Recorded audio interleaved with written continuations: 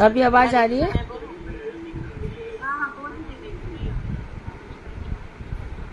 मैंने वापस शुरू किया है, देख।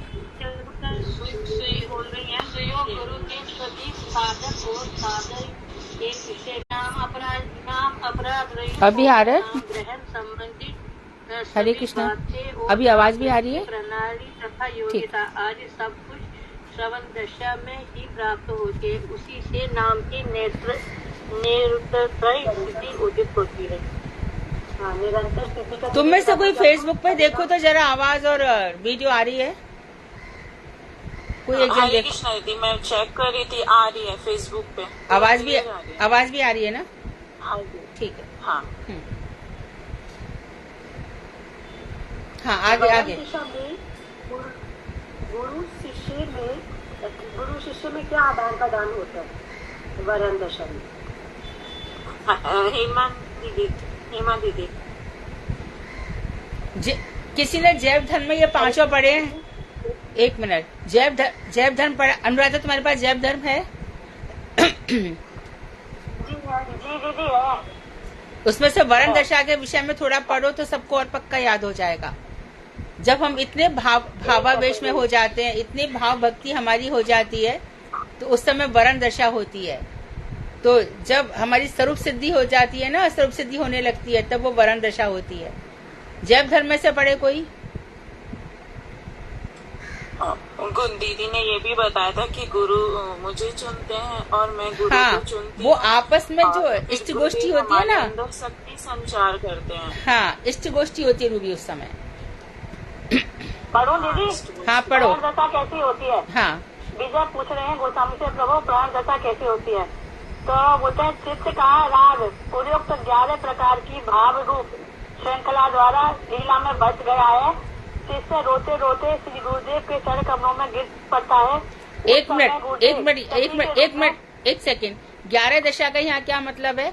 शिष्य को अपना नाम मालूम पड़ जाता है, अपना रूप मालूम पड़ जाता है, अपने वस्त्र मालूम पड़ जाते हैं, अपनी सेवा मालूम पड़ जाती है। यहाँ तक आते आते ऐसा हो जाता है।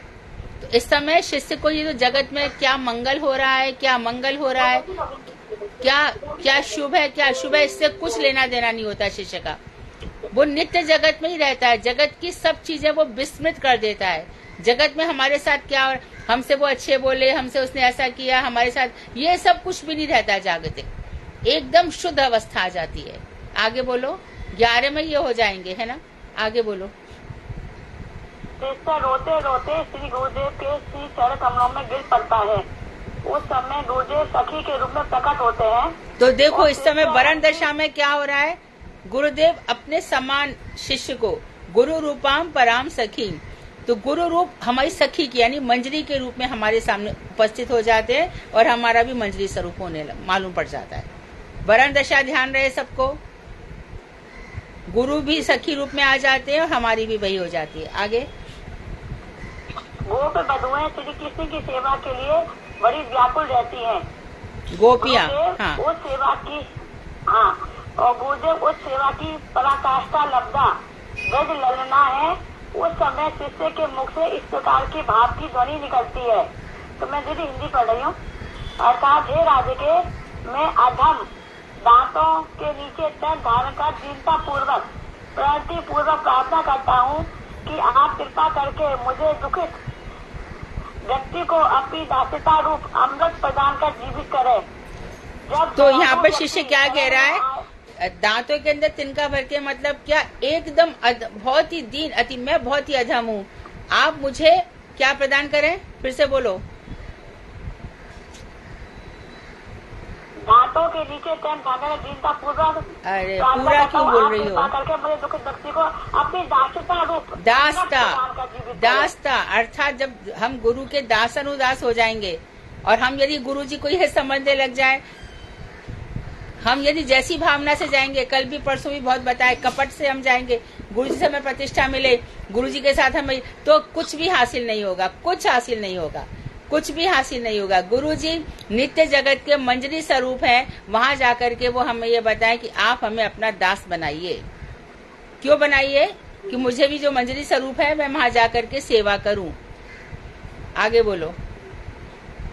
जब दयालु व्यक्ति शरण में आए हुए परित्याग नहीं करते, तब आप भी इस आशिष दुष्ट व्यक्ति का त्याग ना करें।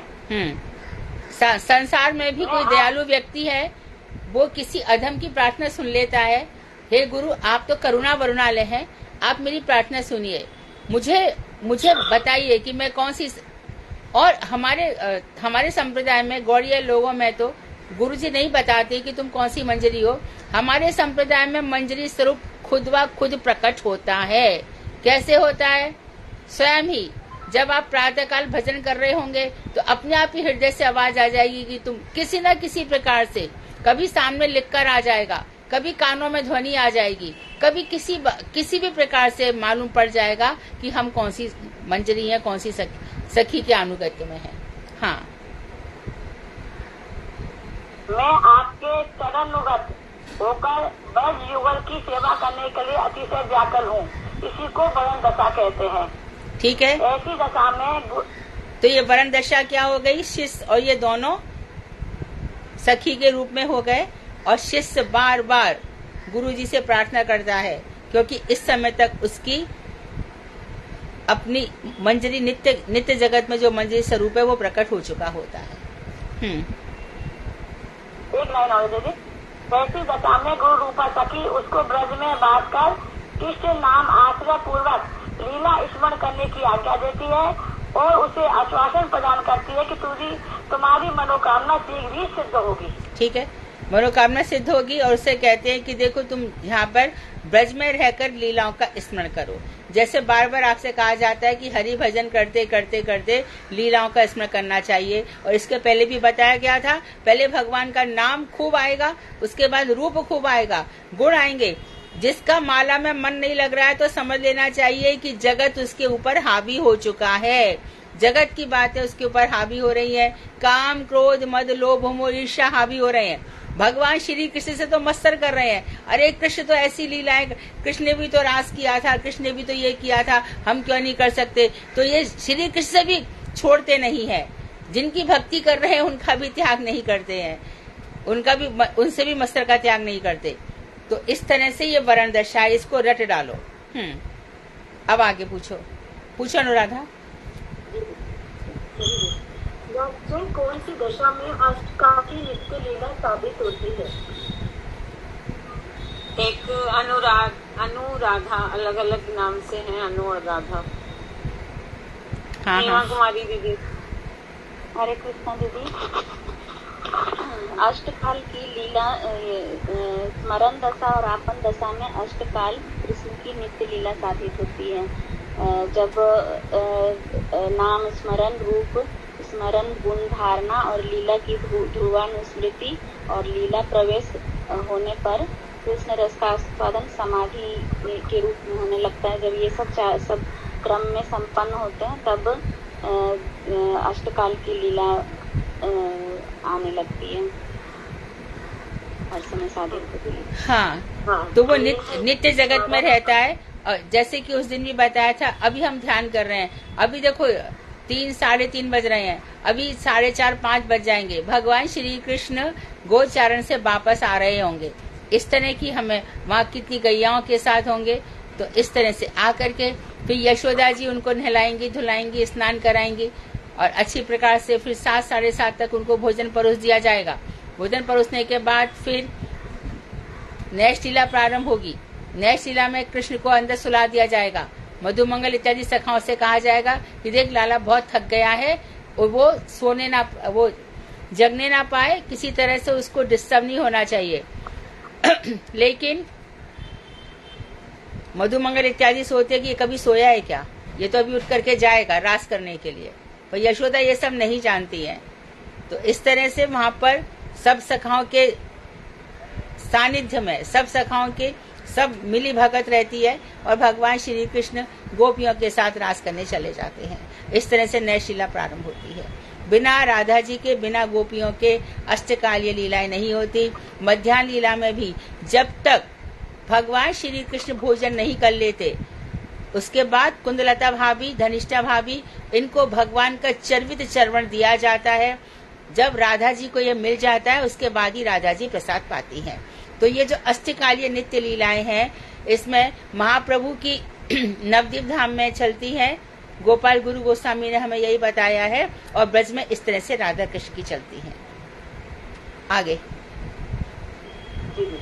नेक्स्ट है स्वरूप सिद्धि कौन सी दशा में होती है? विनीता की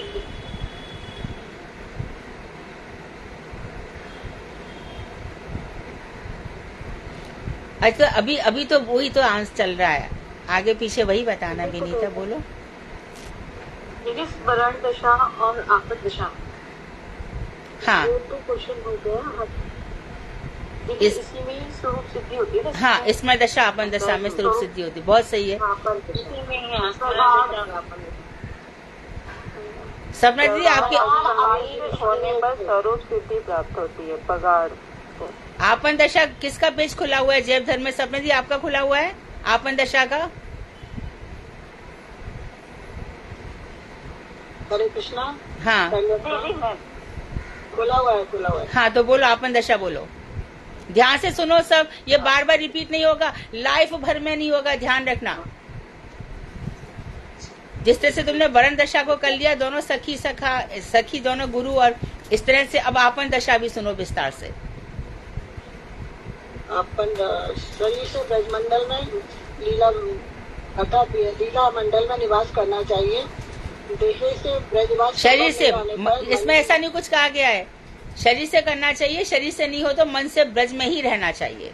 भगवान जिनको जो हमारे मन के हमारे नायक है, उनके पास ही, हमारी जो किशोरी जी हैं उनके पास ही दिन भर रात भर वही रहना चाहिए। हाँ, देह से ब्रजवास संभव नहीं होने पर मनी मन ब्रजवास करना चाहिए। मनी मन ब्रजवास का फल भी शरीर से ब्रजवास करने के समान ही होता है। इसलिए घबराए नहीं, जो लोग नवद्वीप नहीं जा पा रहे, जो लोग ब्रज में नहीं जा रहे, जो मन से जा रहे हैं, उनको समान फल ही मिलेगा, समान फल ही मिलेगा, इसलिए घबराने की जरूरत नहीं है। वो जिस सखी के अनुगत है, वे ब्रज में अपने को उसी सखी की कुंज सेविका मानकर कृष्ण एवं अपने भाव वाली सखी का सर्वदा स्मरण करते हैं।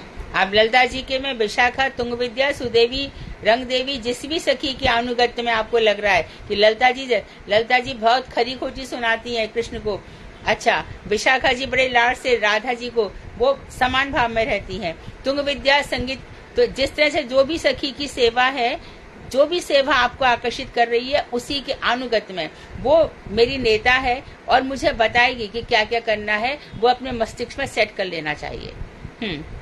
ये हम आपन दशा की बात कर रहे हैं। आपन अर्थात स्वरूप सिद्धि, आपन स्वरूप सिद्धि, उसमें ऐसा होगा मन से ब्रज में बास, शरीर से नहीं होगा तो, और जो हमें सखी सबसे अधिक प्रिय है उसके अनुगत्य में हमारी भजन सेवा चलेगी। राइट, आगे।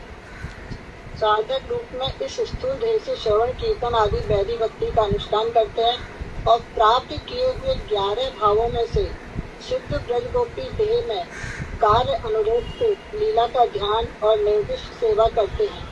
तो ये इतना ही समझना है कि जो साधक है ना, वो वैदिक भक्ति का जो श्रवण है वो अलग प्रकार का है, लेकिन अब जो आपन दशा स्वरूप सिद्धि हो रही है, इस समय जो श्रवण है वो बहुत डिफरेंट हो जाता है।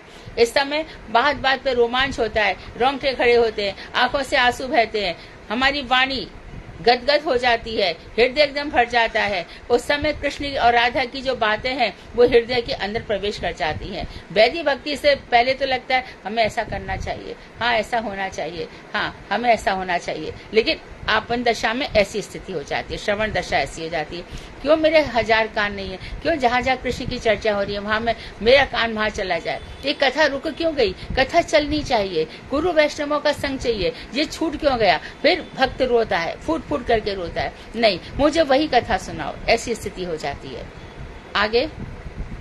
विधि पूर्वक जीवन यापन करना चाहिए तथा शुद्ध देह की पुष्टि भावों के अनुसार करनी चाहिए। हाँ, जीवन तो कैसे जिए, वैदिक भक्ति के अनुसार। फिर जीवन ऐसा ना जिए जैसे बहुत लोग नकल करते ना, मैं ललिता सखी हूँ, पहले हमने मथुरा में देखा था, कई जो पुरुष हैं वो ऐसे स्त्री का वेश बना लेते हैं और जूड़ा बूढ़ा बांध लेते हैं, बिंदी लगा लेते हैं, नथ पहन लेते हैं, ऐसे कभी आपने देखा होगा कि बहुत से ऐसे मिल जाएंगे, तो बोलते ऐसे नहीं करना चाहिए।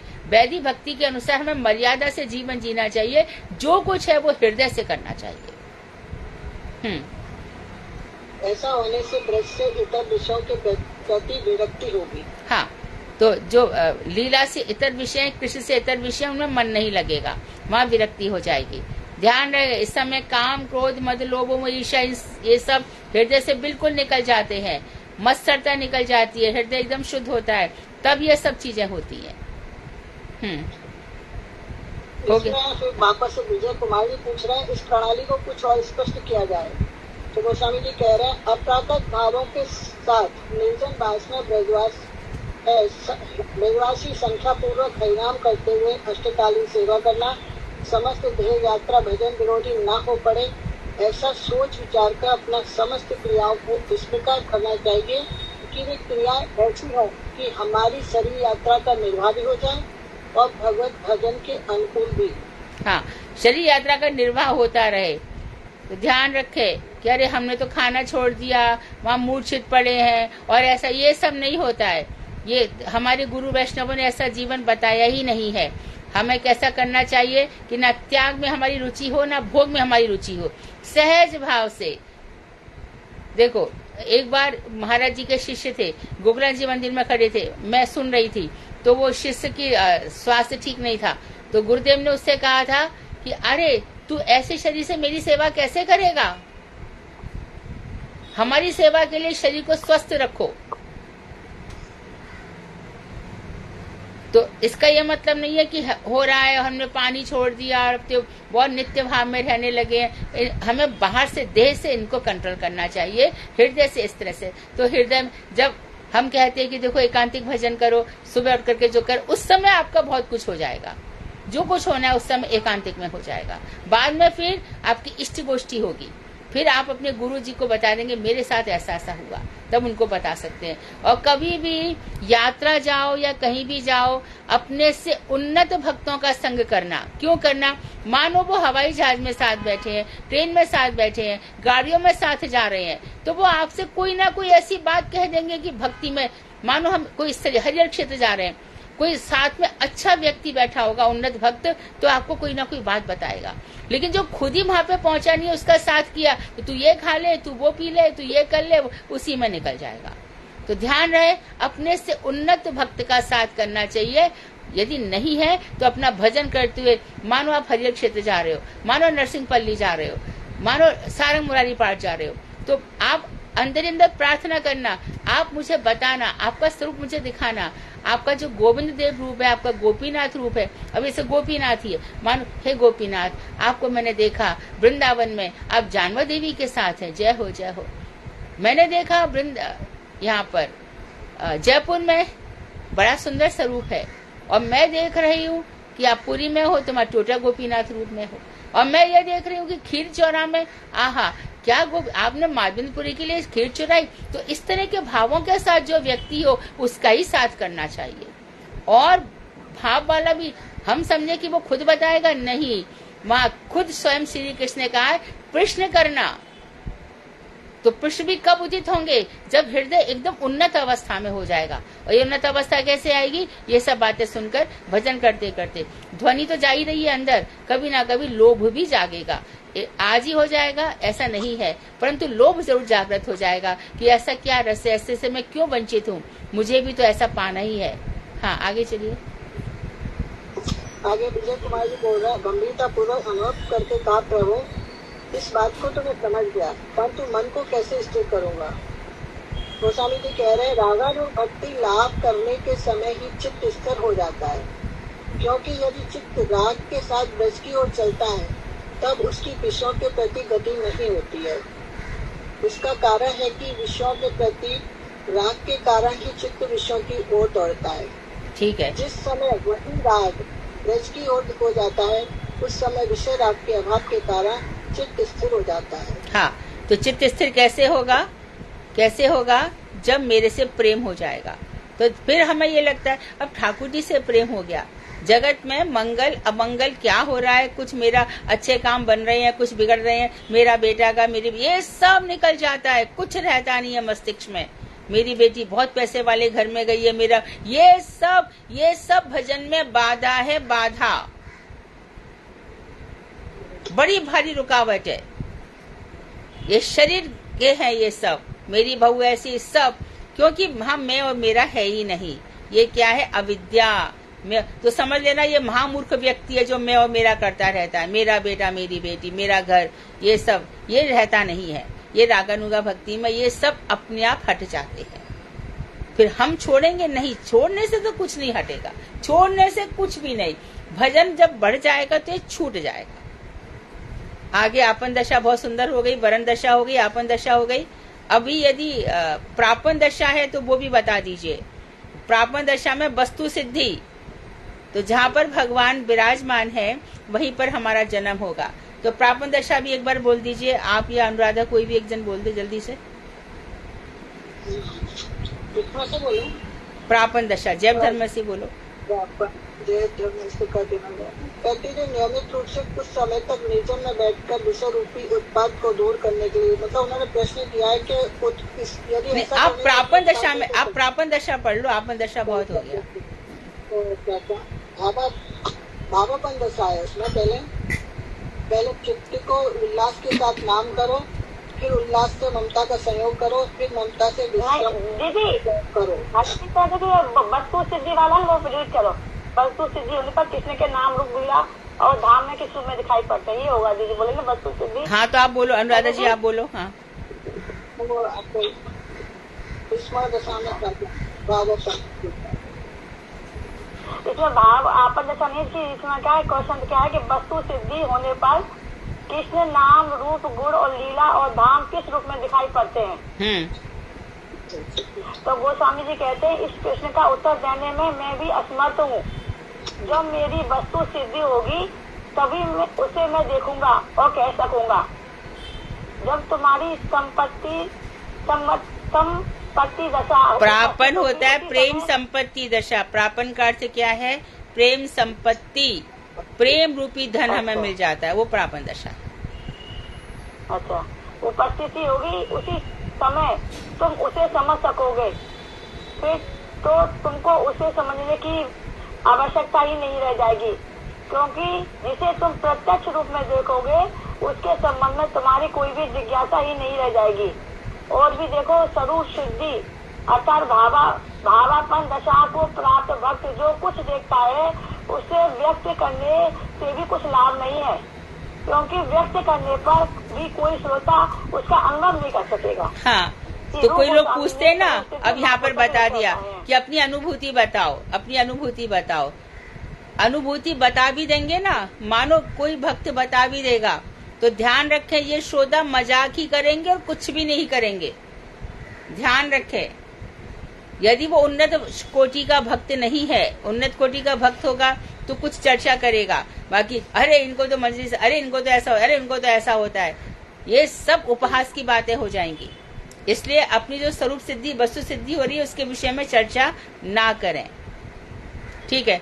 इस हमने ये सब तो प्रापन दशा को प्रेम संपत्ति समझो, और चाहिए तो इस जो आज हो रहा है उसको बार बार सुनो, जिससे कि एकदम फिक्स हो जाए दिमाग में।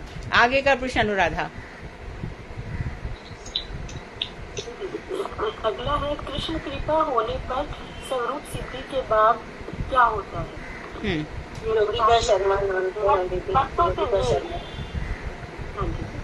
अगला है, नाम भजन का चरम फल क्या है? नाम भजन का चरम फल, सुंदर प्रश्न है, सबको आना चाहिए।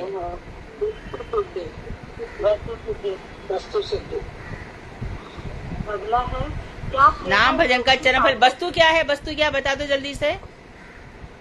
भगवान कृष्ण, हाँ, भगवान श्री कृष्ण वस्तु है। हाँ, उनको पदार्थ भी कहते हैं, ध्यान रहे, पुष्टि मार्ग वाले उनको पदार्थ भी कहते हैं, तम पदार्थ तत्पदार्थ ऐसे। हाँ अनुराधा आगे पूछो। त्वम पदार्थ ना दीदी, त्वम पदार्थ हो गया ये जीव और तत्पदार्थ हो गया ईश्वर। ठीक है। अगला है, क्या प्रेमर रुक्षु साधकों के लिए गृहस्थ आश्रम त्याग कर संन्यास ग्रहण करना नितांत आवश्यक है? ये हम सब के लिए प्रश्न है। नहीं,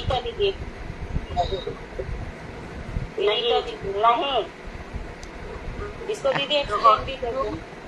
क्यों? एक्सप्लेन भी करो। दीदी मैं बोलूँ? हाँ बोलो बोलो बोलो। गृहस्थ आश्रम और वानप्रस्थ आश्रम में और संन्यास आश्रम में, इनमें से प्रेम रूप से जिस भी साधन आश्रम में हो, अगर वो उसके अनुकूल होता है तो उसे वो करना चाहिए, अगर इसके प्रतिकूल होता है तो उसे उसी समय आश्रम का त्याग कर देना चाहिए। ठीक है। और एक कोई भी 2 एग्जाम्पल दे दो गृहस्थ आश्रम में रहकर उन्होंने भक्ति की, और जैसे श्रीनिवास पंडित जी, राय रामाराम जी, पुंडरीक विद्यानिधि। और गृहस्थ आश्रम में रिभु और अन्य को परमहंसों का भी मिलता है। और गृहस्थ आश्रम में वो प्रतिकूल जाते, जैसे रामानुजाचार्य थे, उन्होंने त्याग कर दिया था। स्वरूप दामोदर गोस्वामी, महादेवपुरी, ये सब हरिदास ठाकुर, ये सब संन्यास, जो इनके अनुकूल प्रतिकूल था तो सभी इन्होंने छोड़ दिया था। हाँ, और यदि एक बार छोड़ दो तो वापस जाना चाहिए? नहीं, यह तो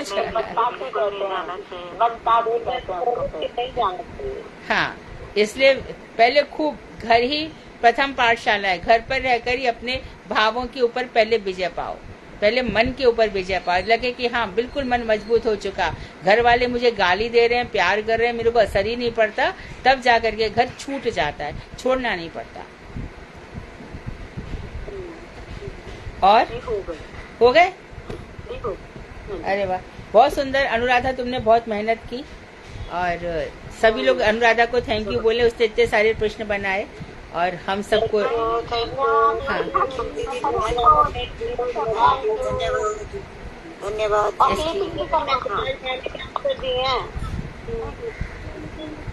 मैंने भी आंसर दिए, बोल रही हूँ। कौन बोल रही है? और दीदी पता अच्छा। इस बार जो प्रश्न उत्तर था ना 1-1-1 बड़ा अच्छा था, क्लियरिंग था और समझ में भी आया। हाँ। इस बार जो प्रश्न बनाया दीदी, हाँ ये रट जाएंगे, बहुत अच्छा था दीदी, बनाने टाइम ही दिमाग में फिट हो रहा था, अच्छा लगा। इतने सारे प्रश्न बनाने में कितनी मेहनत हुई होगी इसकी, इतना टाइप किया। दीदी मेरी आपने जो वरण पाठ कराया है ना, बहुत अच्छे से दिमाग में बैठा है। मतलब ऐसे दीदी आप बीच बीच में क्या करूँ? दीदी जो पुराना रह गया, दीदी जो मेरा पुराना रह गया वो मैं कैसे करूँगी? कौन? किसका? उषा जी का? उषा शर्मा बोल रही हूँ दीदी। सुषमा? उषा शर्मा बोल रही हूँ दीदी। हाँ उषा जी, आपका पुराना तो सब चल रहा है ना यूट्यूब पे, फेसबुक पे? हाँ जी, वहाँ से सुनो जब जब समय मिले।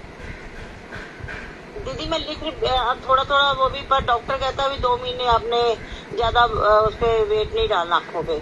आप कानों का प्रयोग करो, नेत्रों का बाद में सुनो। ठीक है दीदी, हाँ, ठीक है दीदी। हाँ।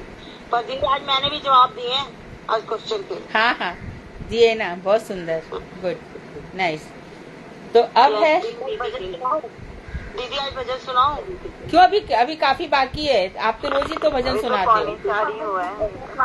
ठीक है दीदी, ठीक है। हाँ, हमें क्लास भी आगे क्लास भी करनी है। तो अब है क्या टॉपिक था? प्रेमा रुक्षु वाला था ना? हाँ जी,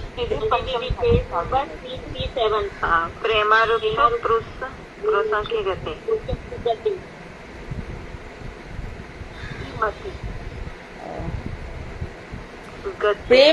प्रेम आरुरुक्षु पुरुषों की गति। तो जो प्रेम पर चढ़ना चाहते, प्रेम प्राप्त करना चाहते हैं, उनकी क्या गति होती है? अब ये बता रहे हैं कि श्री गुरुदेव और कृष्ण की कृपा से साधक भक्ति लता का बीज अर्थात भक्ति के प्रति श्रद्धा को प्राप्त करता है। तो जब साधक भक्त गुरु के संपर्क में आता है तो गुरु उसके हृदय में भक्ति लता का बीज बो देते हैं। यहाँ यही श्रद्धा रूपी बीज सत्संग में हरि कथा के श्रवण कीर्तन रूप जल से सिंचित होने पर, तो बीज तो बो दिया, लेकिन इस बीज का सिंचन किससे होता है? हरि कथा का श्रवण करने पर, सुने भी और कहे भी। जो सुना है तो आज बहुत से जो योग्य भक्त होंगे वो आपस में जरूर डिस्कस करेंगे कि चल ना 5 दशा फिर से डिस्कस करते हैं ना, क्या होता है ये स्मरण दशा, वरण दशा, श्रवण दशा, आपन दशा, प्रापन दशा, ये फिर से बोलते हैं ना। तो इस तरह से श्रवण कीर्तन इस जल से सिंचित होने पर क्रमशः अंकुरित हो जाता है। उसमें से बीज में से पेड़ निकलने लगता है और उस पेड़ में से पल्लवित होना मतलब ये सब दशाएं प्राप्त होना, ब्रज धाम में जाना, पल्लवित होकर एक सुंदर लता का रूप धारण करता है। मीराबाई की एक लाइन है, जो मैं ऐसा असवन जल सींच सींच प्रेम बेल बोई, मीरा तेने नैना गवाए रोए रोए। मैंने क्या किया था, प्रेम की बेल मेरे गुरु ने डाल दी थी और मैं उसका सिंचन किससे कर रही थी, विरह के आंसुओं से। ये सही भक्ति है। उसके उपरांत उस भक्ति लता में सुंदर सुंदर फूल लग जाते हैं और अंत में उसमें प्रेम रूप मधुर फल उत्पन्न होता है। अब देखो, जिसके हृदय में भक्ति लता का बीज उत्पन्न हो रहा है, या तो मैं जानूं या भगवान जाने। संसार को थोड़ी दिखाया जाता है, संसार से तो छुपाया जाता है। संसार को बताने की वस्तु थोड़ी है।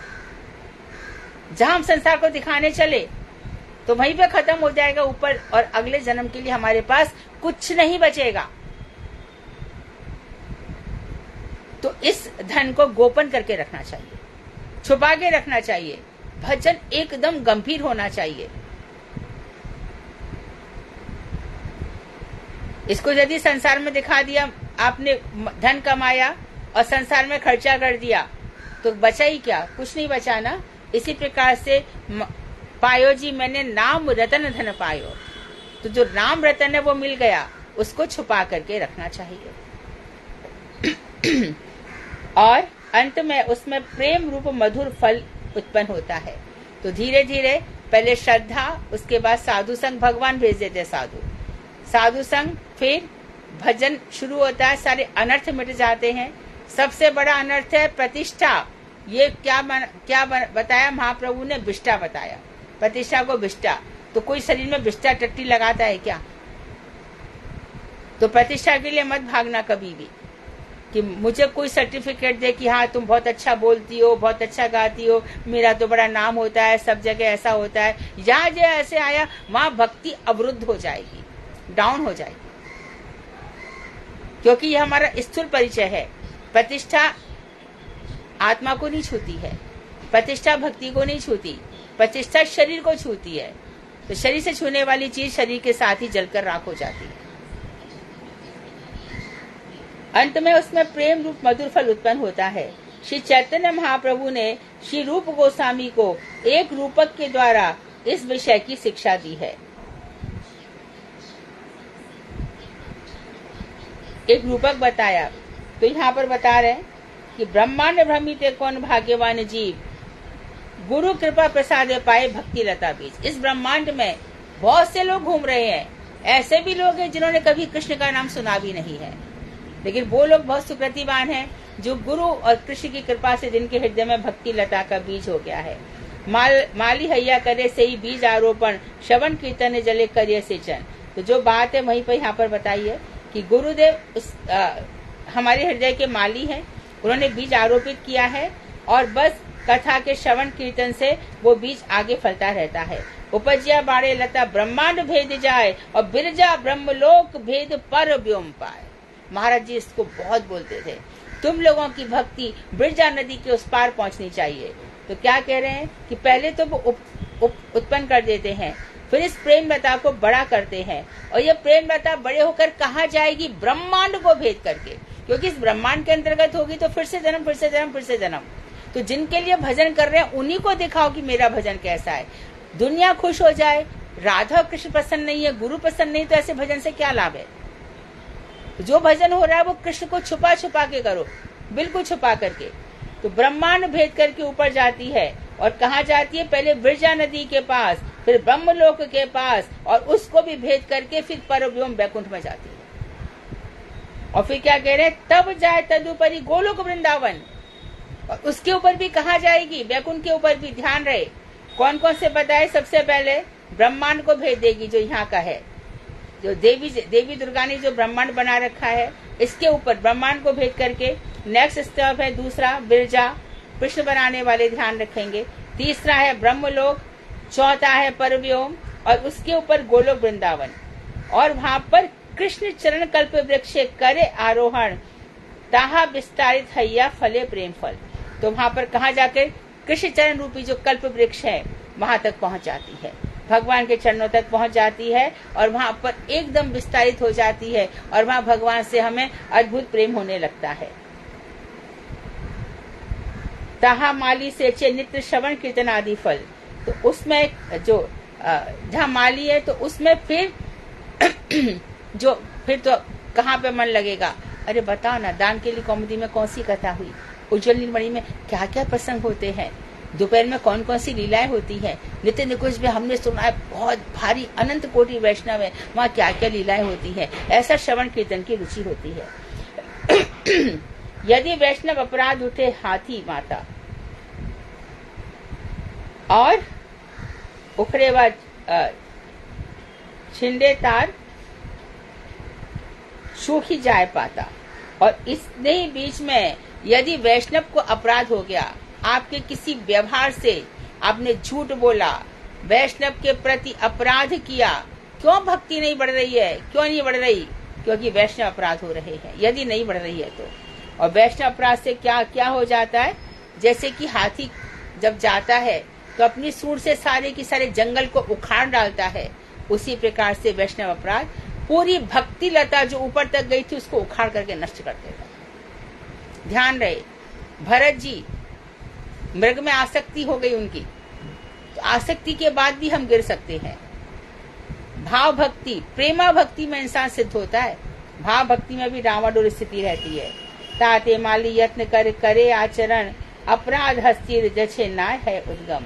इस तरह से माली जिस तरह से भगवान यत्न कर रहे ऐसा चाहते हैं वैसा हमें आचरण करना चाहिए, तो जिससे हमें ऐसा वैष्णव व्यवहार करना चाहिए कि हमारे हृदय में अपराध की भावना ही ना आए। क्या हो जाएगा? चुपचाप सुनकर के आ जाएंगे। क्या हो जाएगा? मुंह चुप कर लेंगे। शंकर जी तो विष पी करके चुप हो गए। हमने राम का मतलब मुंह खोलना ही नहीं है, माँ बस राम निकल गया, जो कुछ निकलना है माँ। अब तो क्या क्यों बोलना है ज्यादा? और जो ज्यादा बोलेगा वही अपराध करेगा। अपनी आत्म प्रशंसा सबसे बड़ा अपराध है। मालूम है, आत्म प्रशंसा से गुरु वर्ग का हृदय बहुत जलता है। अरे मेरे सामने इतना सा जानता है तो इतना बड़ बोला हो गया, इतना सा जानता है, इतना मेरे सामने बन के घूम रहा है। तो गुरु वर्ग उसका त्याग कर देते हैं। जिसको गुरुजी ने साक्षात हरि ने त्याग कर दिया तो उसको भगवान भी नहीं रखते। इसलिए हृदय में ये आना ही नहीं चाहिए। किंतु यदि लतार संगे उठे उपशाखा, भुक्ति मुक्ति वांछा तत् असंख्य तार लग। और बता रहे हैं कि अच्छा भक्ति लता तो बढ़ गई और साथ साथ में और भी उपशाखाएं बढ़ गई। क्या क्या बढ़ गई? कि मुझे मुक्ति मिल जाए, मुझे भुक्ति भोग मिल जाए खूब एकदम। तो यदि ये वांछाएं आ गई तब भी ये भक्ति लता नीचे गिर जाएगी।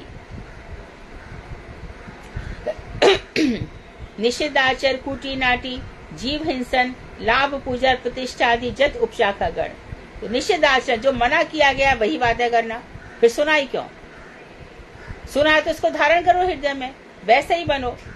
कुटी नाटी कपट, जीव हिंसन जीवों की हिंसा, एक कॉकरोच में, मक्खी में, मच्छर में, सब में उसी भगवान का वास है।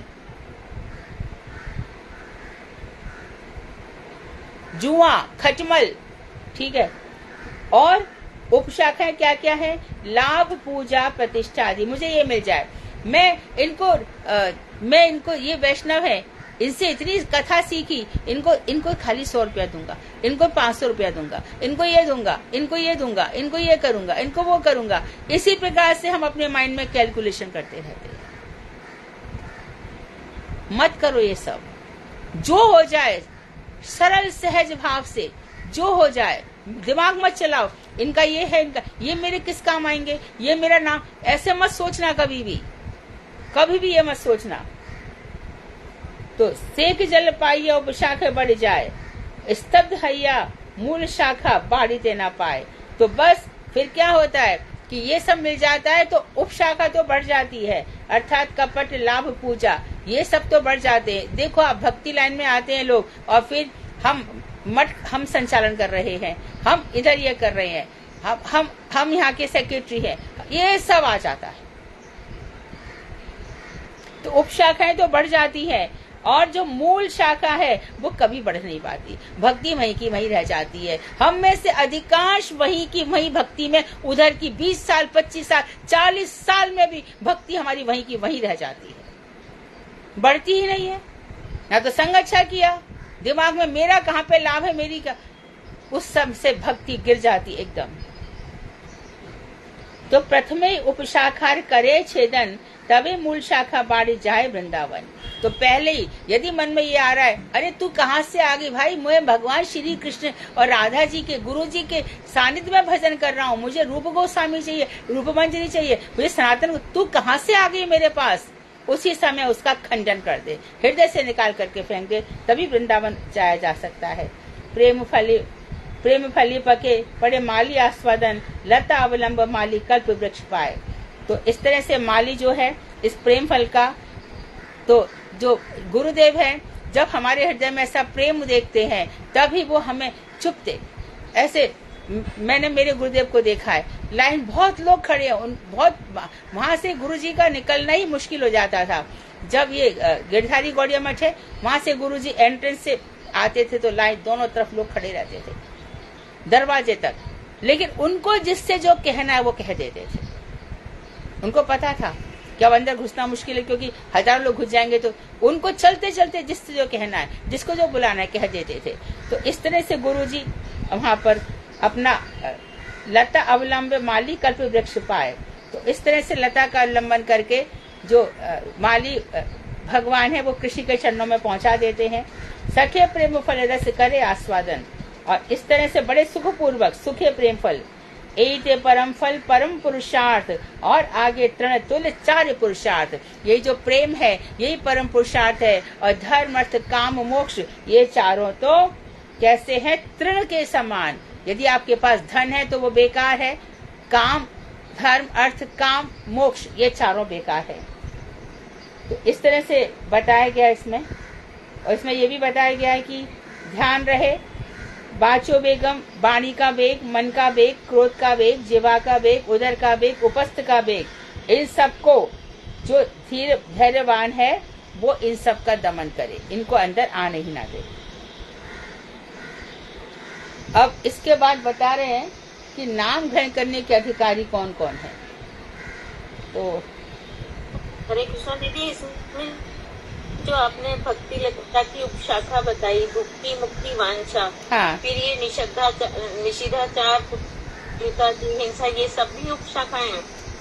नहीं, ये आचरण में, ये आचरण में आएंगे। उपशाखा है लाभ, पूजा, प्रतिष्ठा, कूटीनाटी, कपटता, ये सब आपस में बढ़ते चले जाते हैं। मेरा किसमें लाभ है, किसमें नुकसान है, मैं यहाँ पे जाऊंगा, सुबह जाऊंगा तो बहुत लोग होते हैं तो मुझे पूछेंगे नहीं, दोपहर को जाऊंगा तो मुझे प्रसाद भी मिल जाएगा, ऐसे करके हजारों बातें हैं। हर वक्त ये निषिद्ध आचार हो गया, ये निषिद्ध आचरण है जो हमें नहीं करना चाहिए, जो फॉरबिडन चीजें हैं वो नहीं करनी है। ठीक है, हम इतना स्वर पढ़ लेते हैं नाम ग्रहण करने के। नाम ग्रहण करने के अधिकारी कौन है? साधक पुरुष एक माली के समान है, जो हम सब साधक है। इस समय हम सब साधक हैं। तो यह माली अपने हृदय क्षेत्र में उक्त भक्ति बीज का रोपण करता है। गुरुदेव ने कर दिया और हमने भी उसको संभाल के रखा। ये भक्ति लता का बीज मेरे हृदय में आ गया है। अब इसमें एक शाखा तो चल रही है जो प्रेम से वहां तक जाएगी। अभी बताया था ब्रह्मांड के बाद विरजा नदी के बाद परव्योम के बाद द्वारका इत्यादि। लेकिन हमने क्या कर लिया, साथ साथ में बहुत सी बीज उसमें आ गए। हमें जरूरत है केवल एक, मानो हमने आम का बीज बोया, साथ में और भी शैवाल इत्यादि उग गई, घास उग गई, तो उनको काट देना चाहिए। अर्थात और जो आशाएं आ रही है उनको हमें छेदन कर देना चाहिए। बीज बोने के पूर्व खेत को अच्छी तरह से जोतकर घास इत्यादि को दूर कर उपयुक्त बनाना आवश्यक होता है। तो हृदय हमारा क्षेत्र है, हम हृदय के माली हैं भाई। गीता में भी भगवान ने बहुत अच्छे से कहा है, कि जो अक्षर है, अक्षर कौन है? जो आत्मा है। और आत्मा जब शुद्ध रूप में आ जाती है तब ये सब बातें होती है। लेकिन आत्मा जब तक शरीर का चिंतन करती है, सूक्ष्म शरीर, स्थूल शरीर, तो वो शरीर को ही सुख को सब कुछ मान लेती है और उसकी समझ में आ नहीं सकता मैं वो मैं से ऊपर उठता ही नहीं है, मैं और मेरा मिलता कुछ नहीं है। लाभ तो मिले,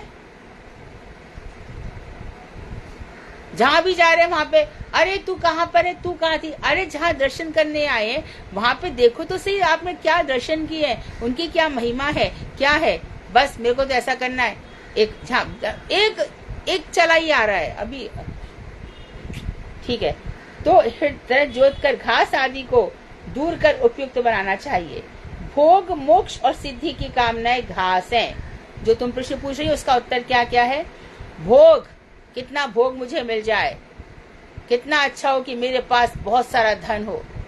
और मोक्ष, सबसे मुक्त मिल जाऊं। मुक्ति पा करके करोगे क्या? सेवा तो खत्म। जो मुक्त लोग हैं वो यहाँ वहां घूमते रहते हैं। सेवा सुख ही सबसे बड़ा सुख है। तो भोग, मोक्ष और सिद्धि, कैसी सिद्धि है? जरा सा भजन किया तो थोड़ी सिद्धि तो आएगी। अरे मैंने सोचा हो गया, मैंने ये किया वो हो गया, मैंने स्वप्न में दर्शन किया, मैंने ऐसा किया, है ना। एक और है, वो कौन से पुराण की कथा है कि जब एक महात्मा को सिद्धि हो गई तो उनके ऊपर कबूतर ने बीट कर दी, तो उन्होंने ऊपर से देखा तो कबूतर जलकर भस्म हो गया। वो बड़ी ताली बजाने लगे, अरे मेरा तब तो सिद्धि। अरे कबूतर जलाने से तेरी सिद्धि है क्या? कितने कबूतर ऐसे ही मर जाते हैं। तेरी सिद्धि क्या थी? इसी प्रकार से देखो, योगा करते हैं लोग, सिद्धि मिलनी चाहिए, मिल रही है ना, खूब पैसा आ रहा है, आ ही रहा है ना, परंतु क्या होगा फिर आगे? उसके बाद क्या? जो पैसे के लिए हमने अच्छा, मानो मैं एक घर बनाती हूँ, एक घर में मैं बहुत लोगों से कहती हूँ तुम भी पैसा दो, तुम भी पैसा दो, तुम भी पैसा दो। अब कहाँ से कैसे कैसे पैसा आ गया, उसका भोग कौन करेगा?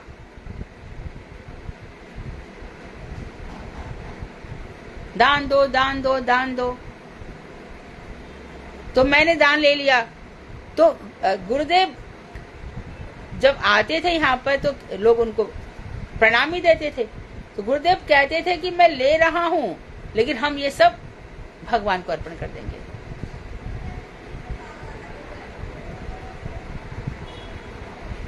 तो इस तरह से हम समझते हैं कि बहुत पैसा आ गया, सिद्धि आ गई, ये सब घास है, घास के समान।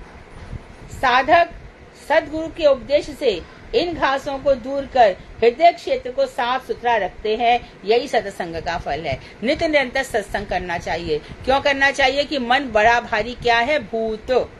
आज शुद्ध हो गया, कल फिर वही सब बात है, परसों फिर वही कामनाएं, परसों फिर वही सब। अरे ठीक से रहो। हम सैटरडे संडे क्वेश्चन करते हैं, चिंतन रहे, भगवान का ध्यान रहे, कथा सुनो, बार बार सुनो, तो हृदय शुद्ध रहेगा, सत्संग मिलेगा। प्रेम साधक अपने को तृण से भी अधिक हीन समझेंगे। तो जो इतना अभिमान कर रहा है, इतना बड़ बोला है, वो प्रेम साधक है। पास में जाती घबराहट होती है, ये कैसा साधु है भाई? इतना अभिमान, इतना ज्ञान का अभिमान। और जो अभिमानी हम समझते बड़ा अच्छा साधु है, और जो बेचारा भगवान के बताए मार्ग पर दीनहीन बनकर रह रहा है, अरे इनसे तो कुछ भी कह दो, अरे कुछ नहीं कहते, ये कुछ नहीं कहती, ये ऐसा हम सोच लेते हैं। तो ये सब बातों का यहाँ पर उत्तर है। उन्हें वृक्ष से भी अधिक सहिष्णु होना चाहिए। तो प्रेमी जो है नहीं तो भगवान सहन नहीं करेंगे, महाप्रभु तो बिल्कुल सहन नहीं करेंगे। महाप्रभु की बात क्या, सार्वभौम भट्टाचार्य इतने बड़े है ना, और महाप्रभु ने क्या किया? उनको देख कर भी देखा नहीं, चेतन चैतामृत में है, अनदेखा कर दिया। तो हमको लग रहा है कि क्या है हमारे अंदर जो महाप्रभु हम तब झांकेंगे। अरे जो कीर्तनिया था हरिदास, क्या किया था? माधवी देवी से चावल ही तो लाया था ना, फिर भी महाप्रभु ने क्या देख लिया? उसका त्याग कर दिया। अच्छे चावल लाया था, उसके पीछे उन्होंने कौन सी इसकी भावना देख ली। तो हमारे अंदर तो कितनी सारी भावना, झूठ, कपट, छल, धोखा, इतना सब भरा पड़ा है। तो महाप्रभु क्यों अंगीकार करेंगे बताओ? कुछ तो हो हमारे अंदर, क्यों लेंगे? तो अपने मन का ही शोधन करना, अपने मन का आत्म विश्लेषण करना चाहिए। तो पता चलेगा कि मुझसे बुरा इस जगत में कोई भी नहीं है। मेरे अंदर कितना सब कुछ भरा पड़ा है, तो ऐसा मेरे अंदर क्या है जो महाप्रभु आकर्षित होंगे, क्यों मुझे उस धाम में ले जाएंगे। तो प्रेम साधक अपने को तिनके से भी अधिक समझे, वृक्ष से भी अधिक सहनशील हो, साथ ही उन्हें स्वयं मान प्रतिष्ठा आदि की आशा का सर्वथा परित्याग कर सभी जीवों को यथा योग्य सम्मान प्रदान करना चाहिए। स्वयं मान प्रतिष्ठा ना कर सभी को सम्मान प्रदान करे।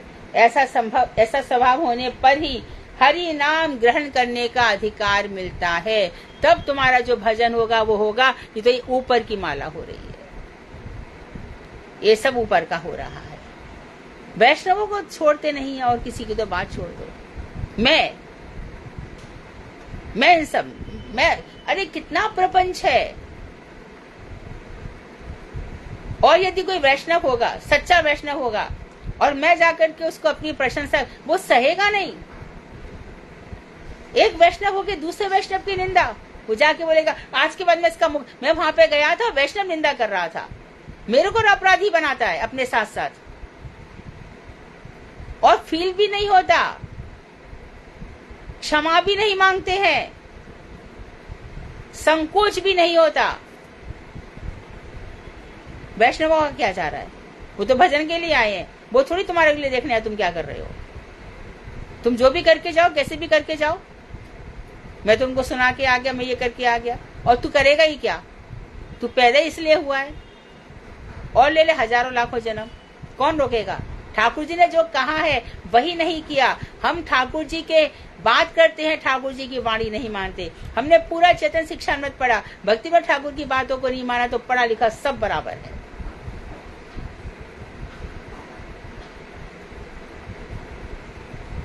तो इन सब बातों को हमें मानना चाहिए।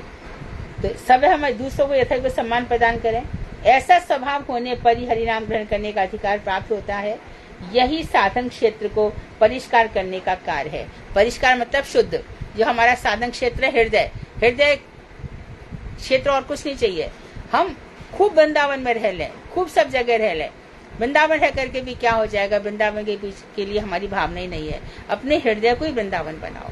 जगह जगह हम चले गए, अहम नहीं गया, मैं शरीर के प्रति भाव नहीं गए, तो कुछ भी नहीं होगा।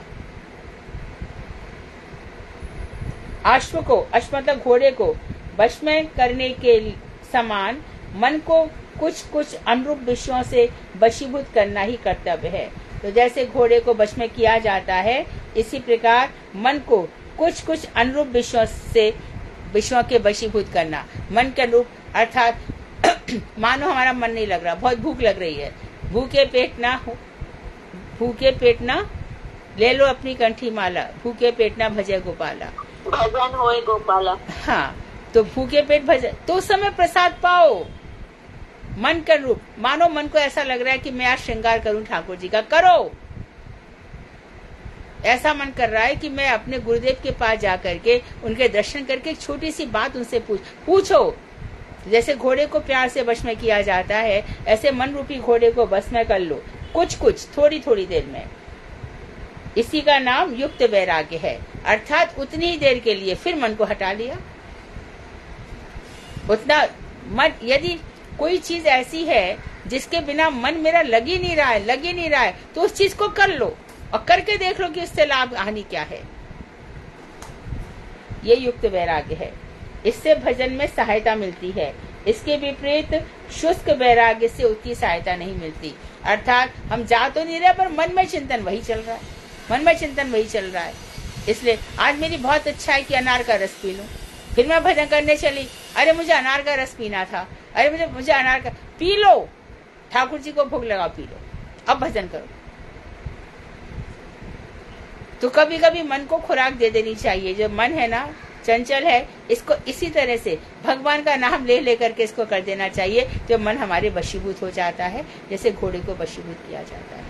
वांक्षाकल्पतरुवैश्य कृपा सिंधुवेव च पतितानां पावनेभ्यो वैष्णवेभ्यो नमो नमः।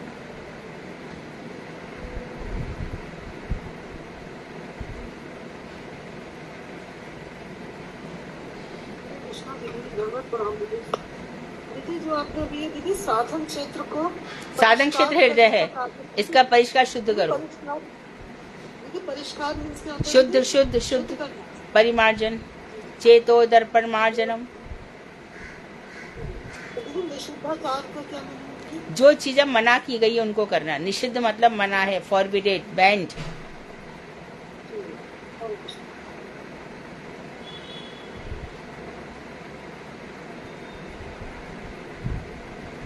हरे कृष्ण जी। तो दीदी इसका श्री चैतन्य महाप्रभु जी ने श्री रूप गोस्वामी को एक रूपक के द्वारा, रूपक का मतलब क्या वो होता है? सब पूरा बता देना। भक्ति एक लता के समान है, ये बताया। रूपक क्या बताया? मेटाफोर है ना, जब हम किसी चीज को किसी चीज से तुलना कर, जैसे चरण कमल, चरण को हमने क्या कर दिया? मेटाफोर से कमल बना दिया। इसी प्रकार से उन्होंने भक्ति को लता का रूपक दिया, इसलिए मैंने उसको इस तरह विस्तार से बताया। मुझे मालूम था तुम लोग पूछोगे रूपक क्या है, ये रूपक है। इसी प्रकार से अपराध है, उसको हमने क्या बना दिया? हाथी, ये रूपक हो गया। इसको मेटाफोर फिगर ऑफ स्पीच कहते हैं इंग्लिश में।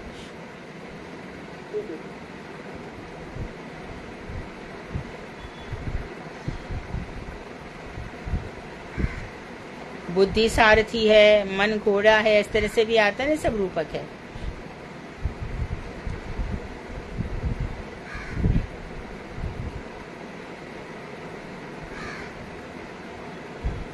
सेल्फ एनालिसिस करो, अपने आप का विश्लेषण करो, मैं कहाँ हूँ, क्या हूँ। जब आ जाता ना जब मैं, तो बहुत ही दैन्य भाव से कि महाप्रभु, हे गुरुदेव, मेरे अंदर ये कमियां हैं, इनका शोधन कीजिए। यही बात अर्जुन ने भगवान से कहा था। मेरा हृदय दुर्बल, अर्जुन का क्या था? हृदय दौर्बल्य हो गया, हृदय दुर्बल हो गया, गांडीव उनके हाथ से स्खलित होने लगा। तब भगवान ने कहा कि तेरी आसक्ति है, यही तेरा रीजन है। तू जिनको समझ रहा है कि ये तेरे बाबा हैं, ये तेरे गुरु हैं द्रोणाचार्य, देख तू जिनको अपना समझ रहा है, तू आ देख, दोनों सेनाओं के बीच ठाकुर जी ले गए, देख ये तेरे को पहले से खड़े तेरे को मारने के लिए। क्या तू अपने आप को समझ रहा है? क्यों आसक्ति रख रहा है बता? भीष्म पितामह में द्रोणाचार्य, ये संग दोष था। द्रोणाचार्य का साथ कर, इसका दुर्योधन का साथ कर रहे थे। तब भीष्म पितामह ने कहा था ना वाणशैया पे कि जितना भी दुर्योधन का मैंने ये नमक खाया, ये मेरे शरीर से निकल गया, अब मेरा शुद्ध भजन होगा। इसलिए कोई कहीं दे, कुछ करे तो सबसे पहले ठाकुर जी को दे दो, नहीं तो धन दोष बहुत, किसने कैसा बनाया, क्या दिया, क्या, ये सब दोष तभी दूर होंगे। दुनिया में जितना भी धन है ना, सब पाप का ही धन है। बहुत सारा धन जहाँ पर आ रहा है ना, तो समझ लेना कि अपराध, वहां पे कुछ ना कुछ हो रहा है। तो इसको शुद्ध करने का यही एक तरीका है।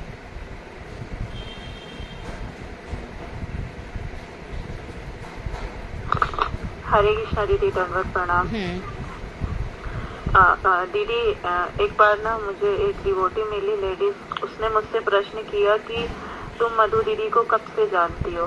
तो मैंने बोला मैंने उनकी कथा मधुर स्मृतियां में सुनी पहली बार, और उससे पहले मैंने उनकी नाम सुनी थी ग्रंथों में, और उनका संग मैंने 2.5-3 साल से करी। दीदी जनवरी को मेरा 3 साल हो जाएगा आपका कंटिन्यू कथा सुनने। तो उन्होंने मुझे जवाब दिया, बस मैं तो 10-12 साल से जानती हूँ।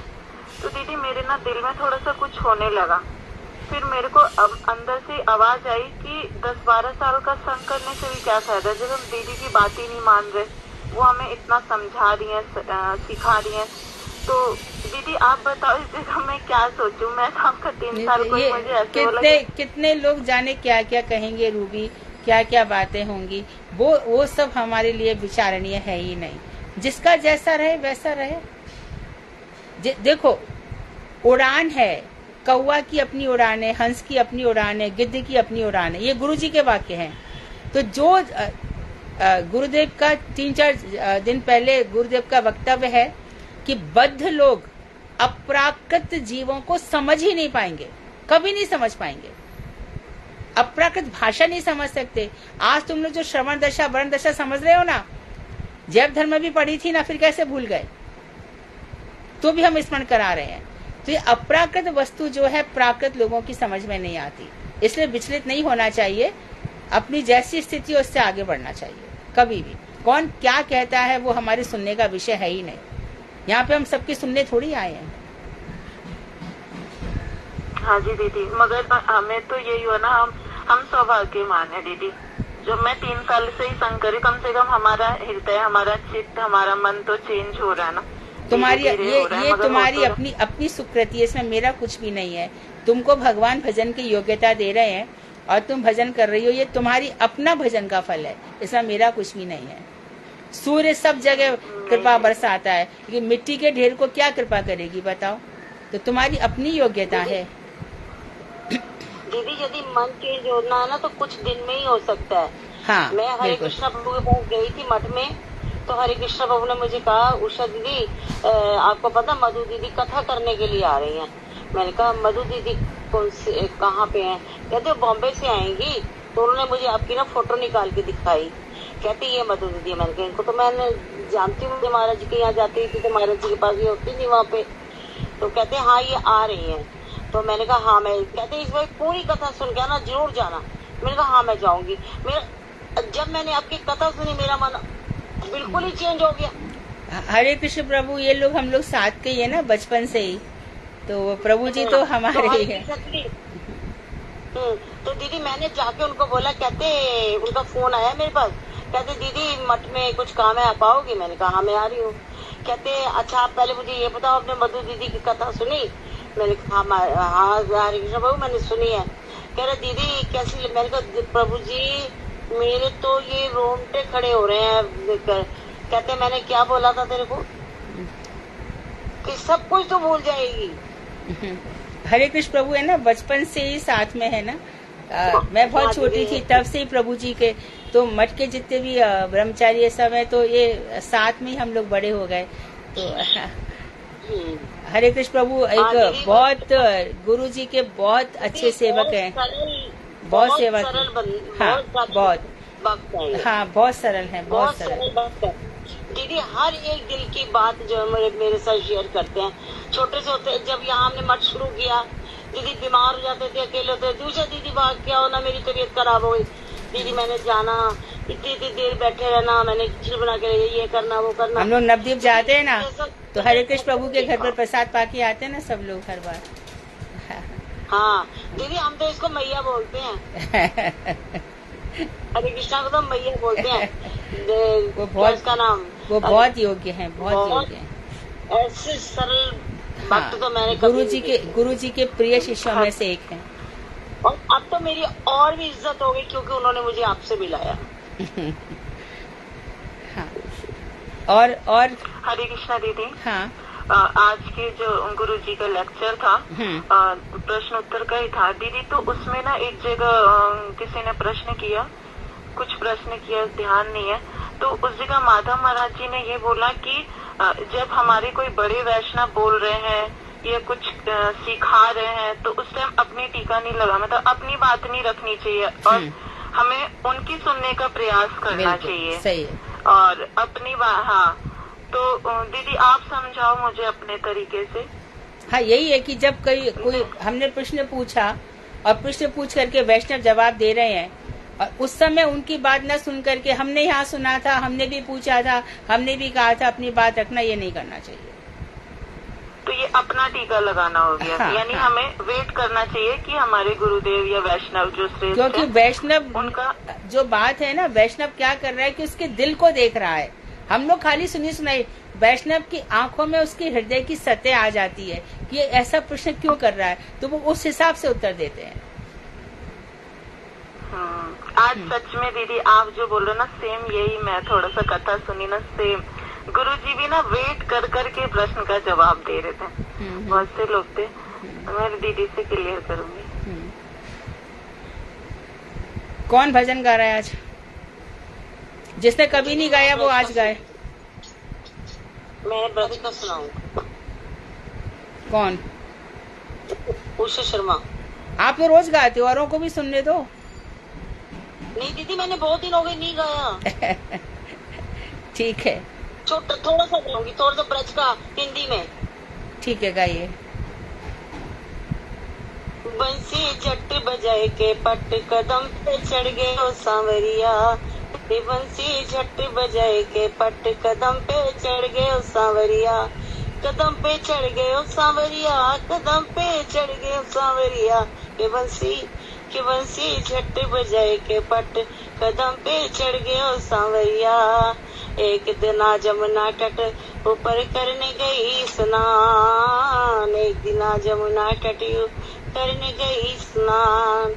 लहंगा फरिया घाट धरो और घुस गई बिच दरम्यान, लहंगा फरिया भार धरो और घुस गई बिच दरम के लहंगो छट्टी उठाए के पट कदम पे चढ़ गए ओ सांवरिया, कदम पे चढ़ गए ओ सांवरिया, कदम पे चढ़ गए सांवरिया के बंसी छट बजाए के पट कदम पे चढ़ गया सांवरिया।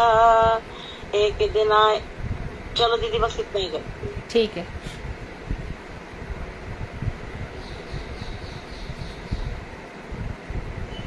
तो आज कथा को विश्राम देते हैं, फिर कल मिलते हैं ना। वांछा कर्तरुवश्य कृपा सिंधु वेवचा पतितानां पावनेभ्यो वैष्णवेभ्यो नमः।